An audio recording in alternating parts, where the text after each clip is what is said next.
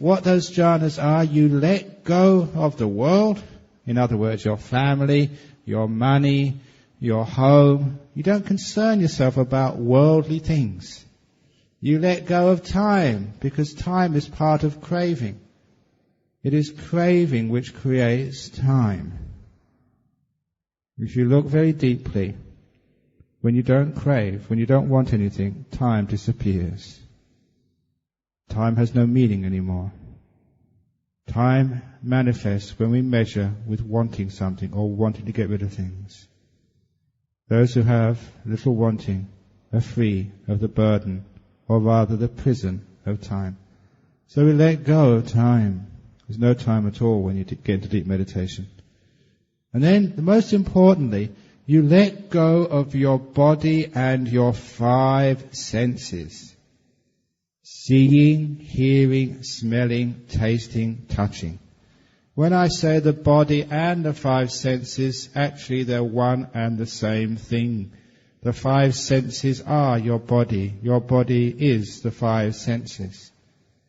The body is there as a vehicle for the 5 senses to play in the world and to search for their pleasures. The 5 senses are the dominant thing. Sometimes people think it's the other way around. The 5 senses are there to protect the body, but no, the body is there for the 5 senses. If somebody was blind, deaf, they lost their sense of touch, smelling and taste, they would die. There'd be no purpose. The body is a vehicle for the 5 senses. Which is why that you meditators, many of you experience, when the 5 senses disappear, to all intents and purposes, so does your body. You can't feel the body, you can't hear any sounds. That world is gone. So the first part of the Anapanasati Sutta is trying to find a way of letting go of this body and its 5 senses. We see an in-breath as long, an in-breath as short, out-breath as long, out-breath as short. First 2 factors short, first 2 factors, that's just to try and get hold of the breath. Then you experience the whole breath from the beginning to the end of each in-breath, the beginning to the end of each out-breath. That's the 3rd stage of Anapanasati. Then you calm that body of breath down. In other words, you allow it to get still. Your breath starts to become refined. Many of you got to that stage. And then what happens? Then you start to feel happiness and peace. You experience piti. You experience sukha. This happiness and joy in the mind. This is what I call the beautiful breath. I just changed the words around to make it more appropriate to individuals' experience, because sometimes people say, these 2 words, piti and sukha, what do they mean? It doesn't really matter. It's just happiness and joy. You feel that inside. The beautiful breath, your breath is just so smooth, so nice. You're happy to be there. You're content. It becomes the effortless meditation. Why is it effortless? Do you need to really concentrate to watch the soccer? Do you really need to put forth effort to look at your favorite movie? Is it a struggle to keep your attention when the movie is on? It's because it's joyful and happiness. You focus in on that movie. You become one-pointed, and everything around you disappears. That happened to one of my students some years ago in Perth. Actually, 2 of them, husband and wife. They were watching a movie in their front room of their house in Perth. It must have been a very, very good movie, because they were so immersed in the movie. They were one-pointed. They were concentrated. And after the movie had finished, when they looked behind them, hey, the thing's missing. And they checked the rest of their house. A burglar had been in the house while they were watching the movie. And they were so cheeky, had come right into their room where they were watching and stolen things from behind the sofa where they were sitting. Now, this is the thing, because once you get immersed in something like that, it's happiness and joy, you're completely oblivious to everything else. It becomes effortless one-pointedness. Now, of course, that's not a good thing to do at home when there's burglars around, but when you're meditating, you've got nothing to lose. And so here, you can allow your mind to get one-pointed. When it gets happy, it's easy to watch the breath. Oh, it's so wonderful just watching the breath. That happiness and joy, that's called a Vedana. It's a feeling. It's at this point, actually, you're not knowing the breath through the body touch so much as like the feeling is what's most important. It's a happy breath. The beauty becomes important. And that is why that when you're watching the breath as the ordinary feeling, the Buddha said that's the first satipatthana. Contemplating body. He said that's enough because that disappears and you can see it vanishing from the experience of deep meditation. You see the Vedana, Piti Sukha. This becomes a second satipatthana. And when you calm that Vedana down, which is the next step in Anapanasati Sutta, the happiness and bliss becomes so subtle, so wonderful. It's the happiness of the breath. You're seeing the breath as a feeling rather than a thing.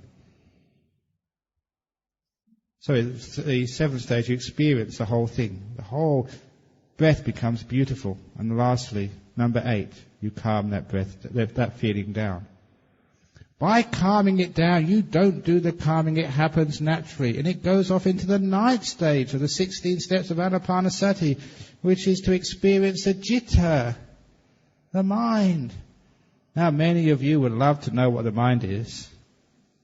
We all think that we have a mind, but we don't know what it is. And many philosophers, they start to talk about whether it is a mind or not a mind. Scientists go crazy thinking that the mind is some byproduct of the brain.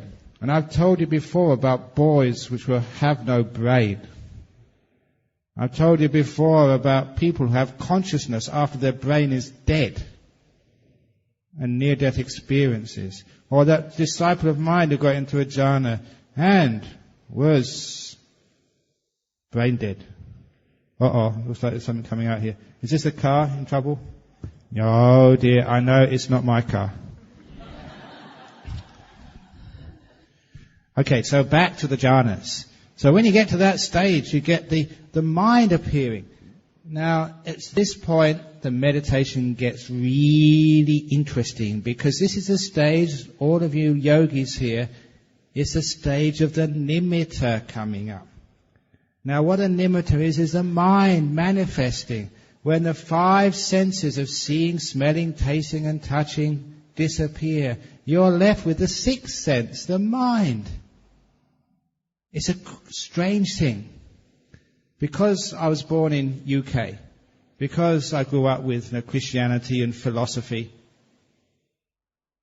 I was really strange that there's only 5 senses in the West.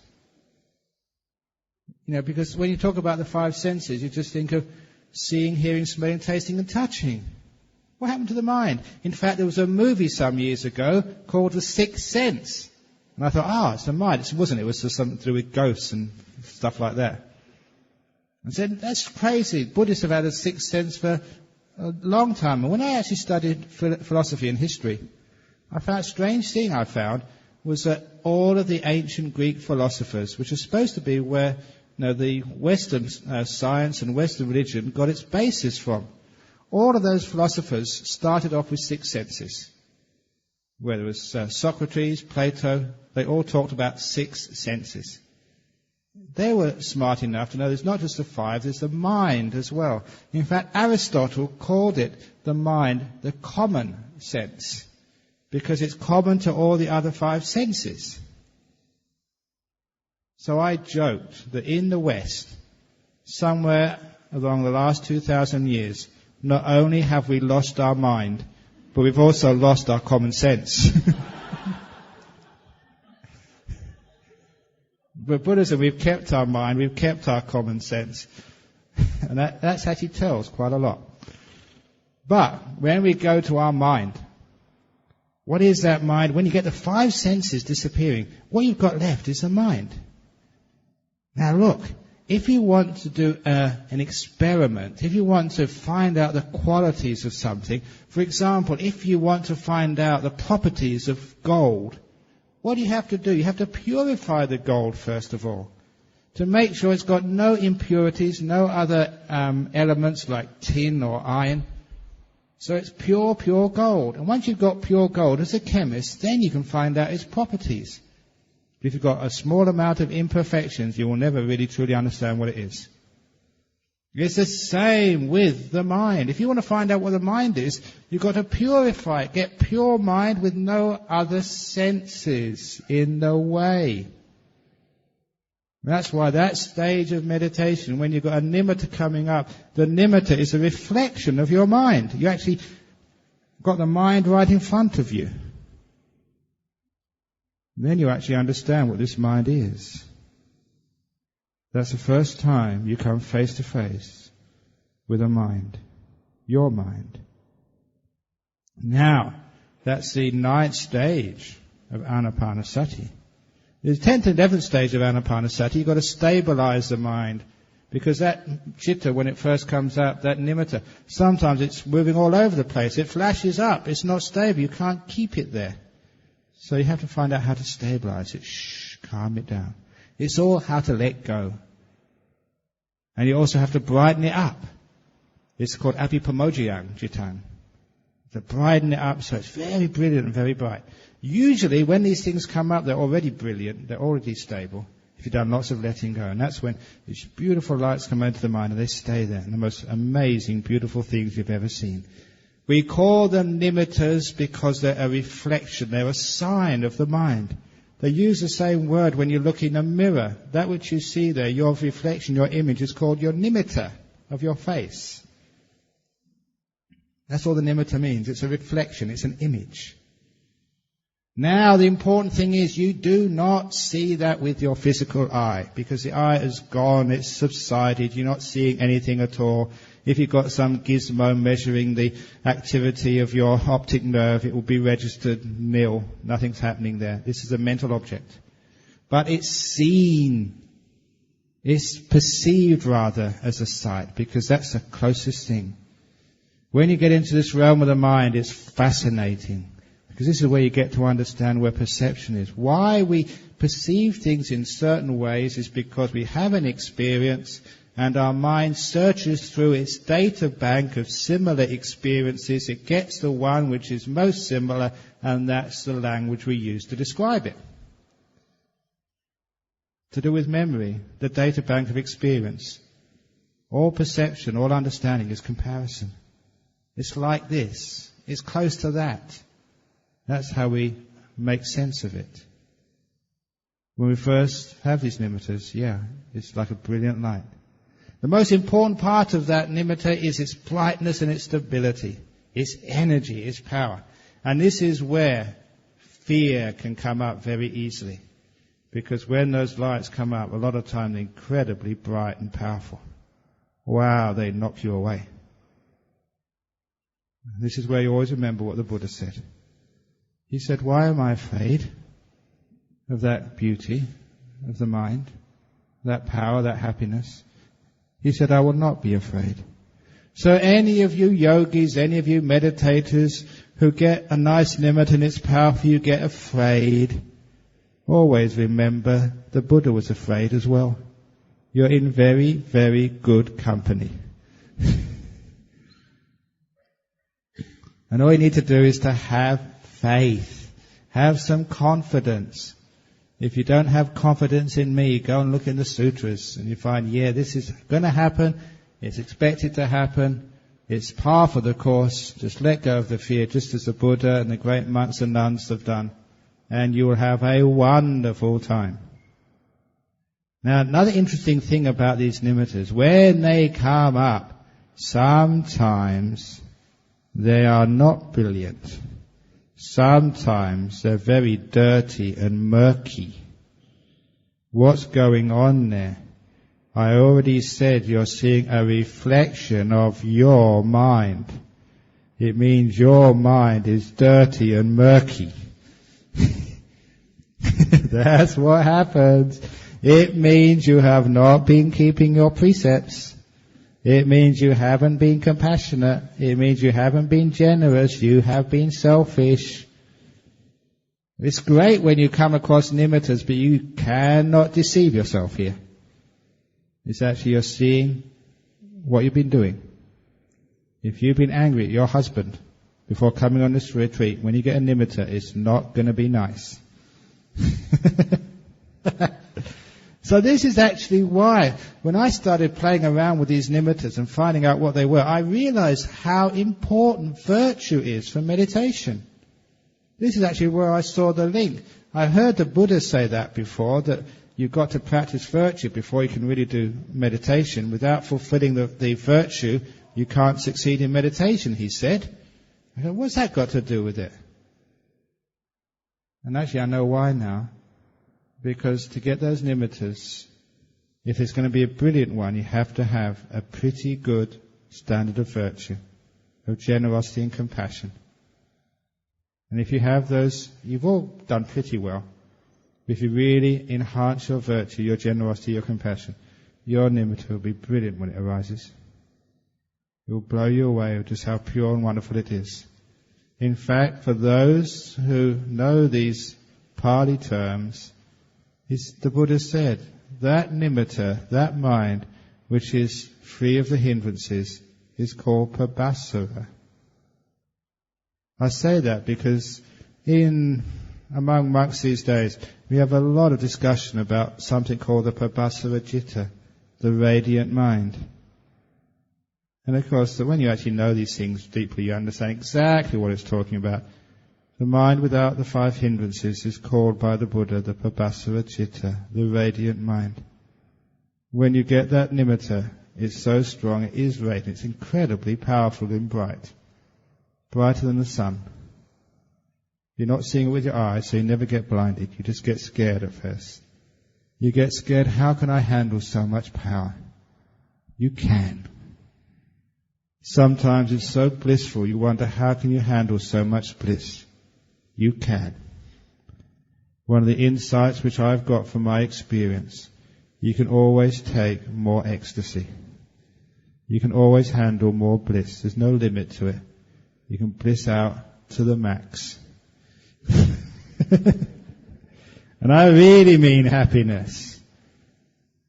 This is what I've said many times. I've used this as a title of my presentation at the Third Global Conference in Singapore last June, for those of you who were there. Just to make a point, I said a bliss better than sex. And I meant it. And that gets people really interested. Yeah, I want this. Come on. And this is what happens. This is why the Buddha was afraid. It was just so powerfully blissful. But it's supposed to be like this. When you start to end suffering, when you start to get close to Nibbana, the ultimate happiness, what do you expect it to be? Do you expect on the gateway to enlightenment it's going to be suffering and pain? When you're so close to Nibbana, it's going to be so much happiness and bliss. And it's going to be power as well. The Buddha said the mind is the forerunner of all things. It's the most powerful.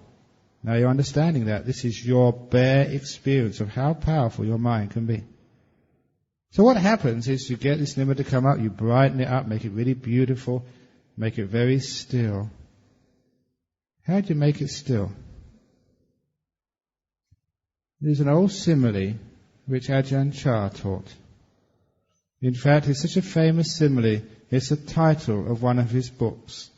But the simile as written in that book is not the full simile. It's called a still forest pool. The full simile goes like this. And this is a powerful metaphor for what you should do to meditate and gain success. This metaphor was especially employed for the time of nimittas, when these beautiful lights come up in the mind. But you can use this for any experience in your meditation. It tells you what we mean by letting go and how to do that letting go. So many of you, again, are very hard to understand what this letting go really means and how actually you actualize the letting go. You know, you can't do letting go. You have to let go of the letting go to achieve the letting go. It becomes so difficult, but this is a great way of understanding what it means. The still forest pool. That simile is relevant to the time when there were still jungles and forests in Thailand. And when it became part of the monk's life to go wandering. Usually you'd stay as a monk in your monastery for 5 years. And after 5 years, you had your basic training, you knew your rules, you could do your chanting, you could actually live independent of your teacher. You had enough meditation success that you could be stable, you can go and meditate under the trees without too much problem. And it was a wonderful experience. I remember when I did my year of wandering the forests and the jungles of Thailand. Imagine what it was like. You just had your bowl and your robes. You had to carry everything with you. In our monastery, we took it seriously.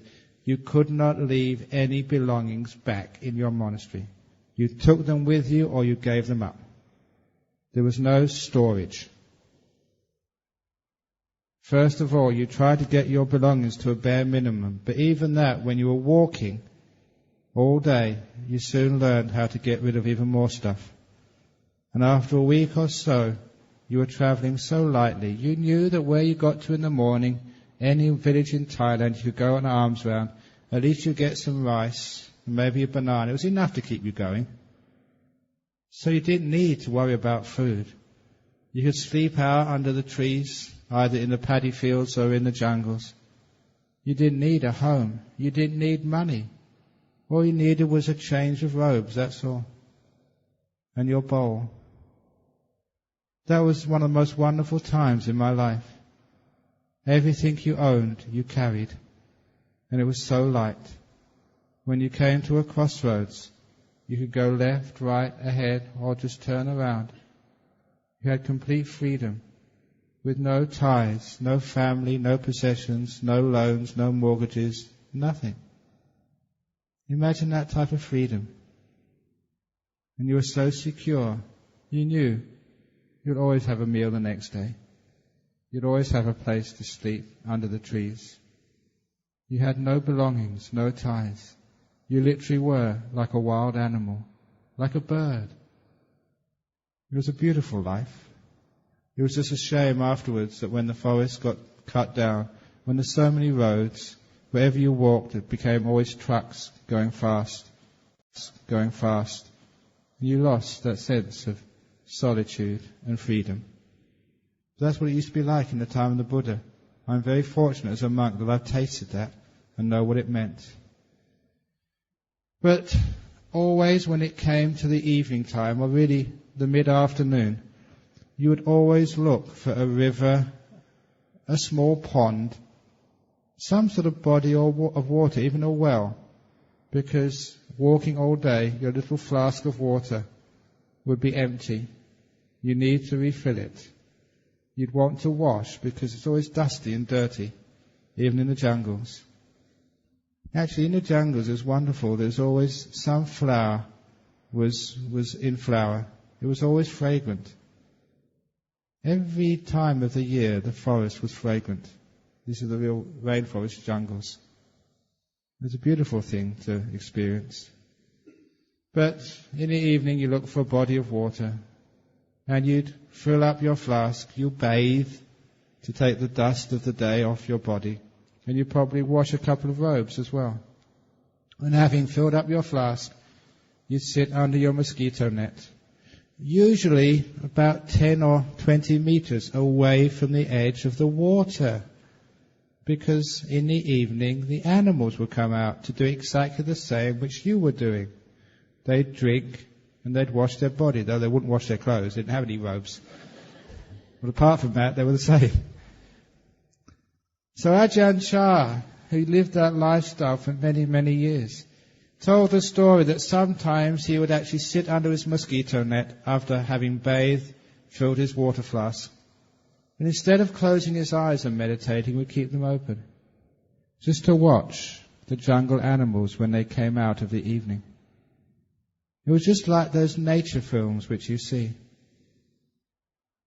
These were wild animals, not pets. They'd come out in the evening to drink. But if they sensed there was somebody there watching, especially a human being, they would think it was a hunter. It would be so dangerous for them that if they sensed there was a human being, they'd run away. So he said the only way he could watch those animals was to be absolutely still, not to move.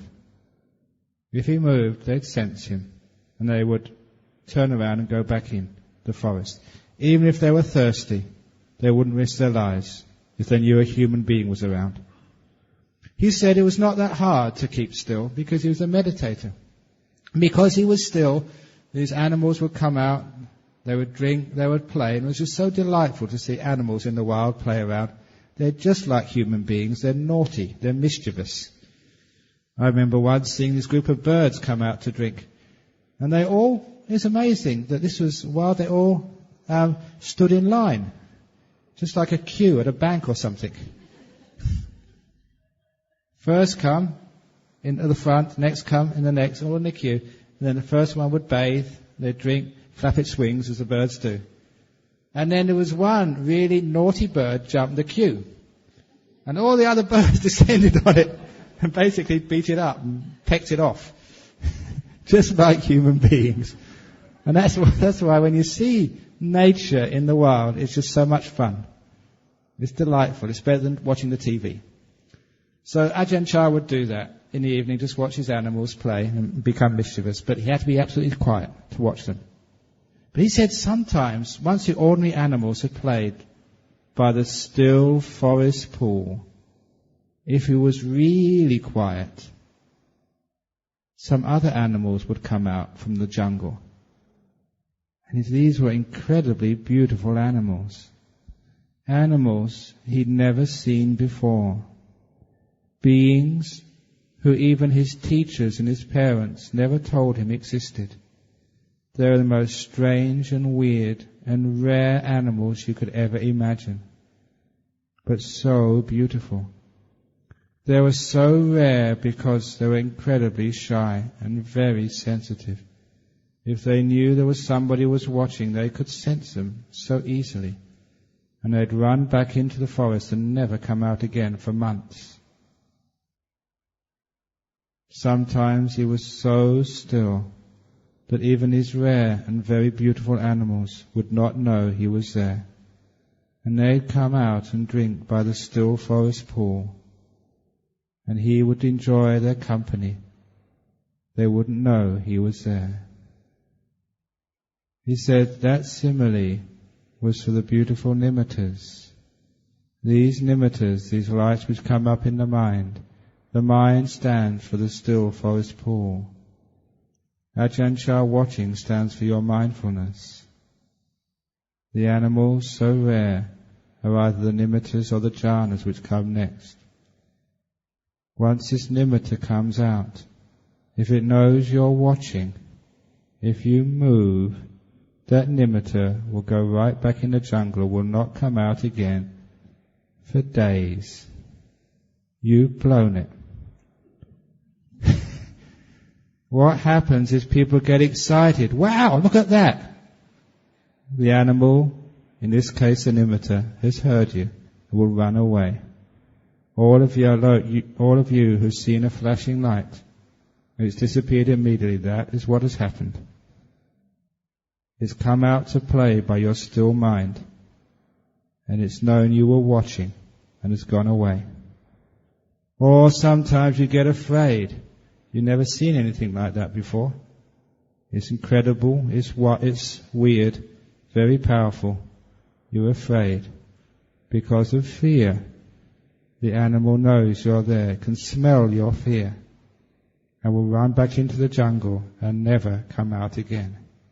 So understanding that simile, which is so perfect, it's a beautiful simile, you understand what you have to do at this stage in the meditation. You have to be like an Ajahn Chah by the still forest pool. You have to be like one of these wildlife photographers.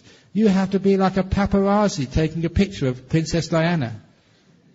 If you move, her bodyguards, well, she's dead now, but you know what I mean, Madonna or something. Actually, one of my friends, one of the disciples in Perth, he was a paparazzi.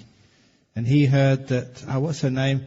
The Kylie Minogue, that she had some nervous breakdown. He heard she'd gone to Broome in the north of Western Australia.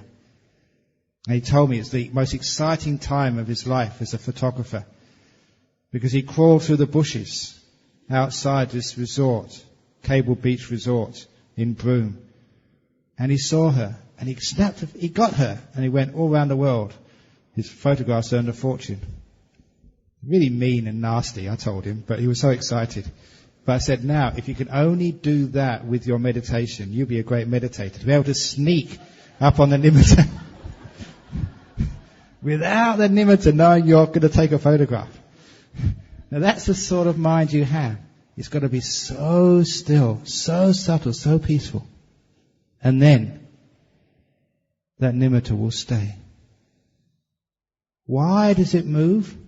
Another simile, this is my simile. I use the idea like a Nimitta is like a reflection of your face. In this case, a reflection of your mind. Imagine you're watching a reflection of yourself in a mirror when you're brushing your teeth in the morning. And that reflection is moving backwards and forwards. And you think, the mirror is moving. So you try and hold the mirror to make it still. That will not make the image become still. It's not the mirror's fault. It's the one who is watching's fault.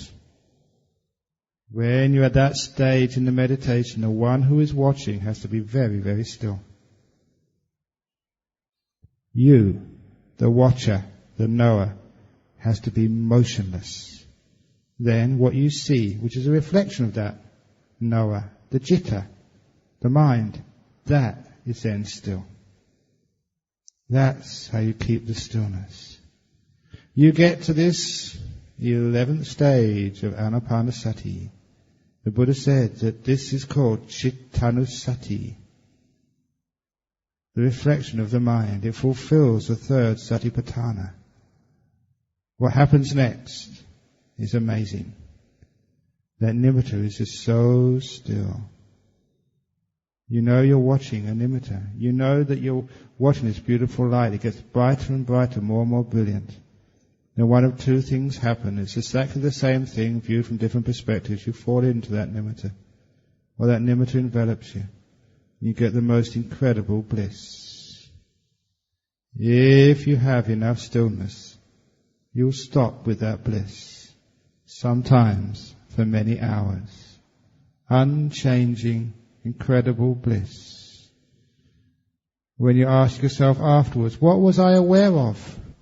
What was the object of my mindfulness? You'll only be able to say one thing. Bliss. There's no breath left anymore. Not in front of your perception. You're not conscious of breathing. You're not conscious of your body. You're not even conscious of the Nimitta anymore. That has done its job.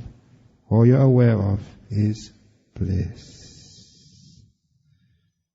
In the sutras, that's called Vivekaja Piti Sukha. The bliss, the Piti Sukha, which is born of the five senses being put down, the body disappearing. When it says the aloofness or the separation, the seclusion, the renunciation, always understand why, what's being renounced, what you've let go of. You've let go fully now of the body and the five senses. At that stage you can't hear any sounds, you can't feel the body. If someone kicked you, you would not feel it. If the person sitting next to you snored, you would not hear it. All of these things are gone. I'll tell you tomorrow the insight which comes from that experience when you contemplate it afterwards. Basically you find why that's so blissful. Why that's the most happiness, the most ecstasy you've ever felt so far. It exceeds the bliss of the nimittas many, many fold. Those are two of the factors, the happiness and joy. They're combined together because it's all one mass of bliss, ekaggata. The vitaka vichara, because somebody asked this yesterday. Those two factors are just what I call the wobble in that first jhana. The mind is with that bliss. Actually, what's happening there is still a residue of grasping, of attachment. You're not that confident to fully let go to the max. You hold that bliss. Because you hold it, it's not sustainable. You recede away from the bliss. The bliss starts to break up. And you feel that the attention, the knower, if you like, moves slightly away from the bliss. Instead of being completely absorbed in it, there's some distance between you, the knower, and the bliss.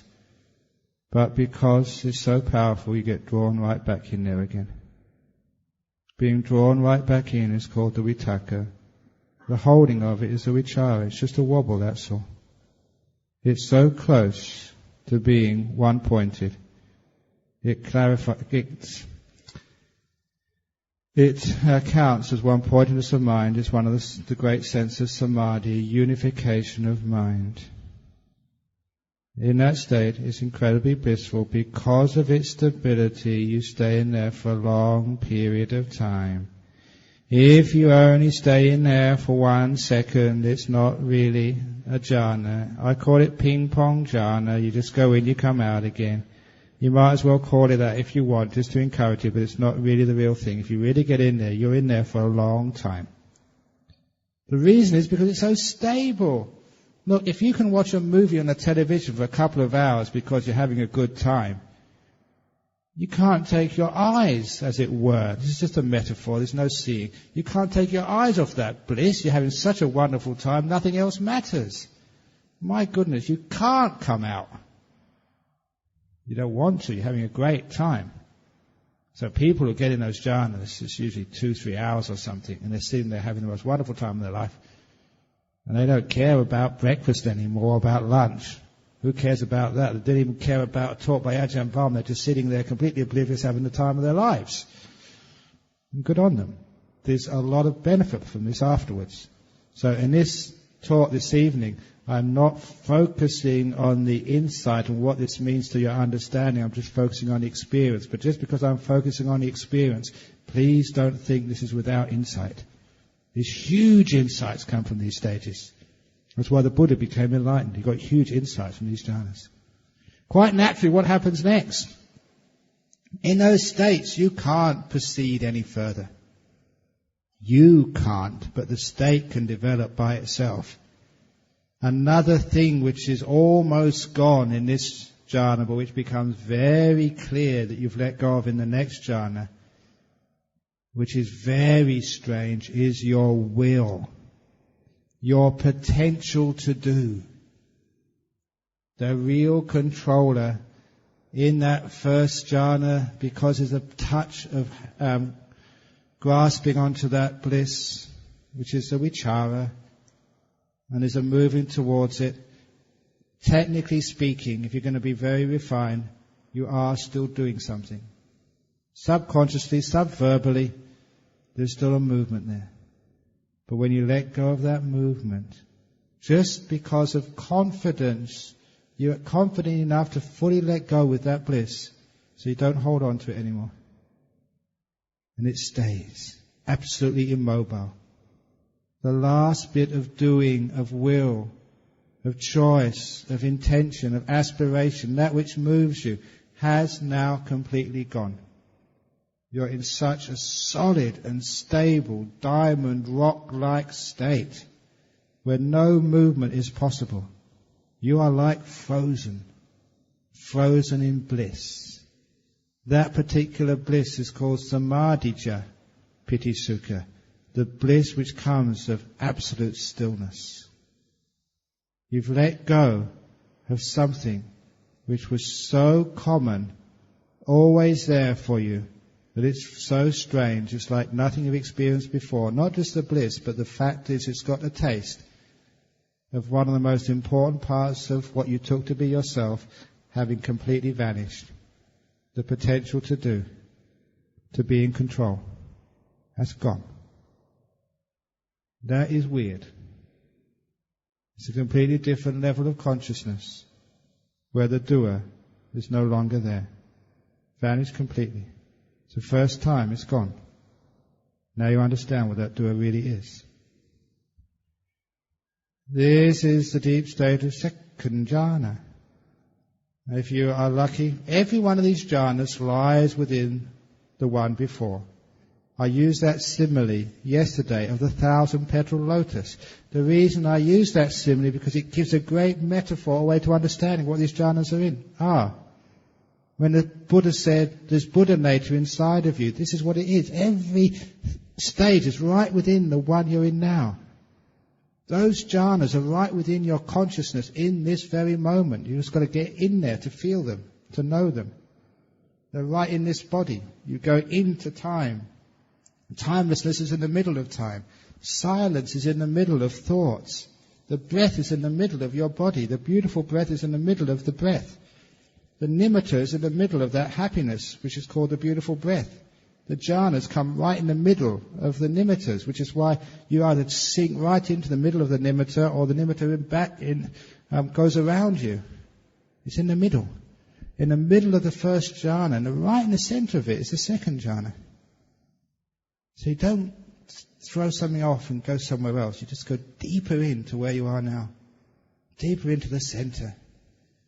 In the middle of that second jhana, you come across the third jhana, where it's another type of happiness altogether, far more refined, which is the piti part, which is the disturbing part of happiness. You get a bliss which is more blissful than the bliss you've had before, which you thought was the maximum you could ever experience. Now, if you really want to find out what ecstasy is, what bliss is, what happiness is, you're now becoming the expert on ecstasy. Sometimes people think they know about happiness. In the world, only great monks, meditators know what happiness is. You think that, falling in love is the greatest thing ever happened to you? Sex, great sex, even drugs. That is nothing. That's not a millionth part of the happiness which you get in these deep meditations. If you really want to know what happiness and pleasure is, you get in these meditations and it'll blow your mind.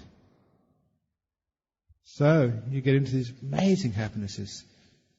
And then another level of happiness comes next with the equanimity, the absolute stillness. And sometimes it's like the happiness has disappeared, but that is an even better happiness. It is the happiness of no happiness. That might sound like a Zen koan to you, but you get that experience, you know exactly what it means. It might sound like a Zen koan to you, but you get that experience, you know exactly what it means.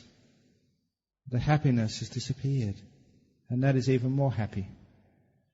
And you go on through these jhanas as the mind gets more and more refined, more and more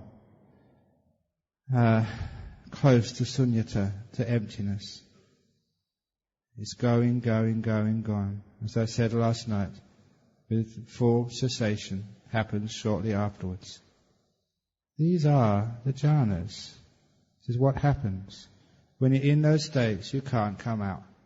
The deeper you are in those jhanas, the longer they last. In those very, very deep jhanas, you last a long time. You can't come out. You're sitting there. It's not that you don't want to come out. It's the ability to come out. The ability to make a decision is completely gone. And because there's no craving, there's no decision-making possible. It is timeless. In those states that some people sit for days and they haven't got a clue that days have gone past. It doesn't have any meaning at all. Just like 5 seconds, 5 days. Absolutely still. People used to do this. I've told too many times the story of my disciple who went to hospital and had his... You all know that one, don't you? Put your hand up if you haven't heard about the disciple of mine who went to hospital because he was in jhana. Okay. Come on, you know that, don't you? You haven't heard it? Okay, here we go. One of my disciples, maybe about 40-year-old Australian man, sitting at home one day, he'd only usually do about 40 minutes of meditation a day. That was his limit. He decided, I think it was Saturday afternoon or something, he told his wife he's going into his bedroom to meditate. An hour and a half later, he still hadn't come out, so his wife checked him, went to check, see what he was doing. Because an hour and a half was strange for him. It only about 40 minutes he'd come out. When his wife went into the bedroom, she saw him still in meditation, being absolutely motionless. In fact, too still. She could not see his abdomen rising and falling at all. So she checked and couldn't see any sign of breath. So she rang the ambulance, 000 in Perth, emergency. Within 5 minutes, an ambulance screamed to a halt in front of their house. And the medics rushed out into the bedroom, took his pulse. When they could find no pulse, they put him straight into the stretcher and raced him to Sir Charles Gardner Hospital in Perth. In the ambulance, they could find no breathing, no sign of pulse. And that ambulance went through as many red traffic lights as it could. The sirens were wailing. This was an emergency. They rushed him into the ER room, and of course the first thing they do in the ER room is put on the ECG to measure your heart rate. The monitor registered a flat line. Ding, ding, ding, ding, cardiac arrest, emergency. The machine wasn't lying. His heart was not moving at all. The next thing they did was the EEG to measure his brain activity. The monitor registered another flat line. Ding, ding, ding, emergency, he was brain dead. It was my disciple who was brain dead and cardiac arrest. It's wonderful. And it was a very lucky thing that the doctor on duty was of Indian descent. Otherwise, he'd have just taken this guy down to the morgue. And when this guy had come out of his meditation, which he did later on, he probably really would have caused 2 deaths from the morgue workers who saw this corpse suddenly come out of meditation, because he wasn't dead.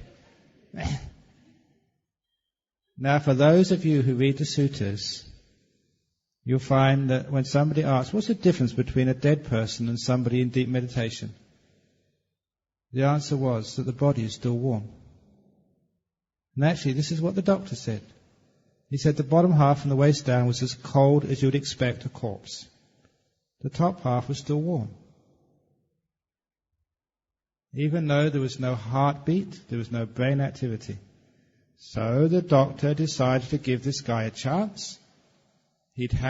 Obviously his wife had said he got into this condition while he was meditating. He'd heard from his parents that yogis can suspend their life activities through meditation. He may have done this, so he decided to try and get the heart going again. How do you get the heart going again in hospital?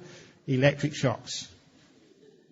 So he put these pads on his chest, zap, many, many times.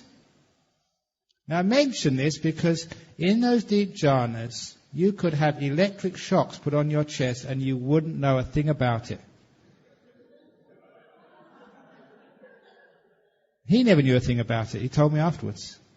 Many, many times. Electric shocks, still, flat line, ding, ding, ding, ding, ding, cardiac arrest, emergency, brain dead, ding, ding, ding, ding.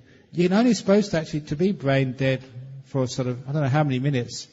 Well, actually, not that. So if you have cardiac arrest for about more than 3 or 4 minutes, you have brain death or brain damage. He was many, many, many, many, many minutes. I didn't actually say how much. I should actually ask him how long it was, so I can actually tell the story completely. But it was a long time until he decided to come out of his meditation. And the meditation finished. And he opened his eyes, and he was lying on his back, so he bent up. Where the heck am I? I was in my room, in bed. What's happened? As soon as he opened his eyes and came out of his meditation, the alarm stopped ringing. The brain activity was normal. The heart activity was absolutely normal. The doctor just checked him out. Nothing wrong with you. Go home. So he walked home. And I asked him about those experiences, because it's a great little story. Number one, what did you do? When I ask these questions, I know the answers, but I have to ask them so that I can tell these answers in my talks. He said, I really let go. He said, I really let go for the first time. Standard answer to that question. If any of you get into a deep meditation, I ask you, what did you do? I really let go, you'll tell me. You actually understand what that word truly means. Number 2 question is, what were you experiencing all that time? Could you hear the sirens of the ambulance? No. Could you feel those medics lift you up and put you in that trolley? No. Could you feel electric shocks? No. Were you unconscious? No. Were you mindful? Yes. Super mindful. But what was the content of your mindfulness? The most amazing bliss I've ever felt. That's what he felt. He was fully mindful of bliss. He was in a jhana, a deep one. That's what happens. Even my teacher, Ajahn Chah, the last 9 or 10 years of his life, he was in a coma. Sort of, because we knew exactly what he was up to. So every now and again he'd get into jhana.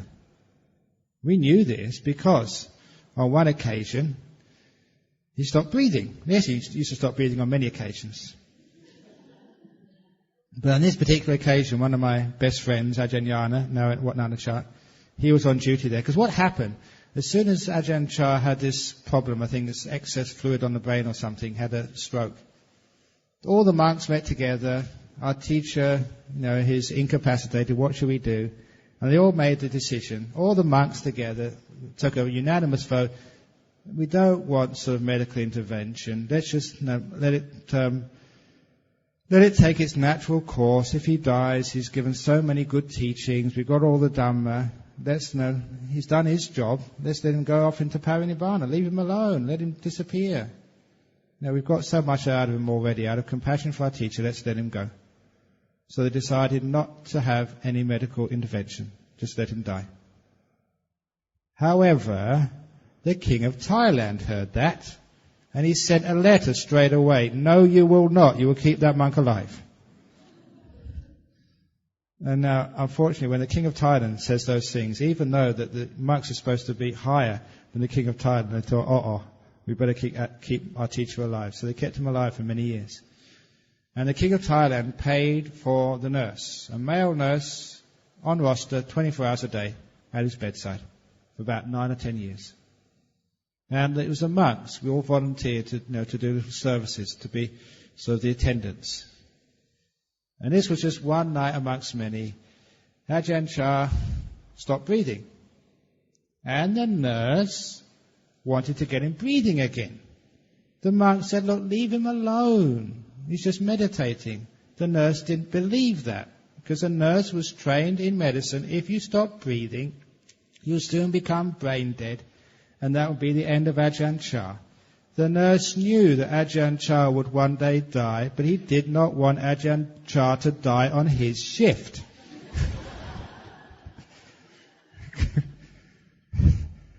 So he wanted to get Ajahn Chah going. The monks argued with him. Leave him alone. No, I've got to do something. Leave him alone. No, I've got to do something. They came to a compromise. The nurse took blood samples every few minutes. Because the compromise was, look, as long as there's oxygen in the blood, it doesn't matter whether the heart's beating or not, or whether you're breathing or not. As long as there's oxygen in the blood, there will never be brain damage. So that's what they did. And they found out an amazing thing, that when you're in jhanas, you're not breathing, the heart's not pumping, but you maintain blood pressure, and there's always oxygen in the blood. The oxygen level never lessened for many hours. Fascinating piece of medical advice, medical research. So when you're actually in this jhana, you don't need to breathe. You're so still, you don't use oxygen. That's why the brain doesn't die. The oxygen is there for it, if it needs it. But it's so still it doesn't use anything at all. Why it doesn't need to breathe. That's the stillness of the jhanas. The Buddha said this is the way to Bodhi. Why? Why it's the way to enlightenment? Number one, first of all, as many people say, and it's very true, within those jhanas you cannot get any insight at all. Within the jhanas you don't get any insight. Because the mind can't move. To understand means you have to move. But the point is, you have so much data which you collect. You can't figure it all out at the time. But when you emerge from those jhanas, your mind is so powerful. And you have those experiences. It's those experiences after the jhana, when the mind moves and reflects upon them, that's where enlightenment usually happens. You have the amazing experience, you have the data. Like in a scientific experiment, you've got some really rare, very powerful, undeniable experiences. And after the jhana, your mind moves on it. And it starts to see things you never expected. You understand what anatta truly is, what dukkha is, what impermanence is. And I'll talk about those tomorrow. Without really having to, you don't make a decision, as the Buddha said in Anguttara Nikaya. You had such a powerful experience. Not only will you ask me, what the heck was that? You come to the interviews and say, Ajahn Brahm, help, I've just had this experience, what is it? You'll also be thinking about it yourself. You'll contemplate it. It's from those natural and avoidable contemplations you'll find out what's going on. Other little side effects, if you've got such a powerful mind, you get into those bliss states, you are not going to have many illnesses. Your mind is just too powerful. Amazing, just sort of illnesses which disappear with such deep meditation. You may even get some psychic powers. If you want to know what psychic powers are, the power of the mind from those states is huge. You understand where those psychic powers come from. Your mental energy is amazing. That's why sometimes people get scared. They don't know they can handle that sort of energy. But always know this. I said from the early stages, if you haven't got virtue, your nimitta is not strong enough to actually get that degree of power. So there is like a fail-safe mechanism there. If you want to try and use those powers for improper purposes, if you are immoral, then your nimitta just gets all dirty. You can't gain that power anymore. It all fades away. That's what happened to Devadatta. He got those powers, but because of his lack of virtue, his pride, his selfishness, it all faded away. So those powers are only for those who have virtue. It's one of those natural laws which is actually very helpful. You can't have the powers and be cruel and mean and selfish at the same time. That's wonderful. So they're safe. Those are the jhanas. Tomorrow I'll tell you how they're used for insight. But for the time being, I will leave it there. Now, are there